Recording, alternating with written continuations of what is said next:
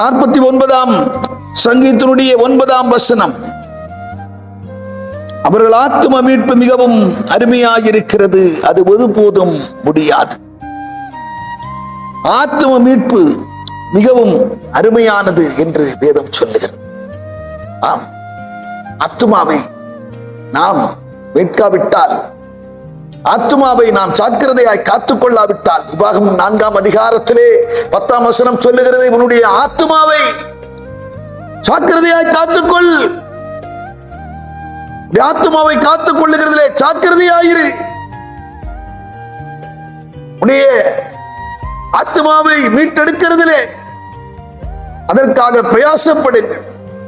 ரட்சிப்பை பெறுவதற்கு பிரயாசப்படுங்கள். நடுக்கத்தோடும் பயத்தோடும் பிலிப்பியர் 2ஆம் அதிகாரம் 12ஆம் வசனம் சொல்லுகிறது, ரட்சிப்பு நிறைவேற பிரயாசப்படுங்கள் என்று வேதம் சொல்லுகிறது.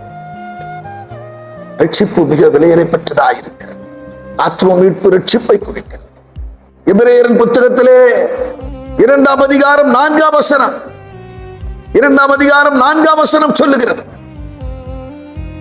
இத்தனை பெரிதான ரட்சிப்பை குறித்து நீங்கள் கவலையற்றிருப்பீர்களே, ஆனால் தண்டனைக்கு எப்படி தப்பித்துக் கொள்வீர்கள், தண்டனைக்கு எப்படி தப்பித்துக் கொள்வீர்கள் என்று வேதம் சொல்லுகிறது.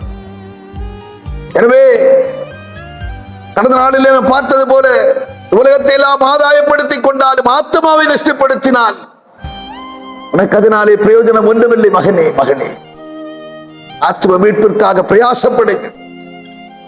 ரட்சிப்பு நிறைவேற பிரயாசப்படுங்கள். தேவ தண்டனைக்கு நீங்கள் தப்பித்துக் கொள்கிறவர்களாக இருப்பீர்கள். நாம் ஜெபம் பண்ணுவோம். பரலோக பிதாவே, நாங்கள் உம்மை துதிக்கிறோம், ஸ்தோத்தரிக்கிறோம். ஆண்டவரே, ஆத்ம மீட்பு மிகவும் விலையேறப்பட்டதாயிருக்கிறது. ஆண்டவரே, நாங்கள் எங்களுடைய ஆத்துமாக்களை ஒருவேளை நஷ்டப்படுத்தி இருந்தால் மீண்டும் அந்த ரட்சிப்பை பெற்று ஆண்டவரே உம்முடைய சத்தியத்தில் நிலைத்திருந்து வாட உம்மால் நடத்தப்படக்கூடிய அனுபவத்திற்கு நேராய் கடந்து வர பெருது செய்யப்பா. வழிநடத்தும் காத்துக்கொள்ளும். இயேசு கிறிஸ்து நாமத்தில் ஜெபிக்கிறோம் பிதாவே, ஆமென்.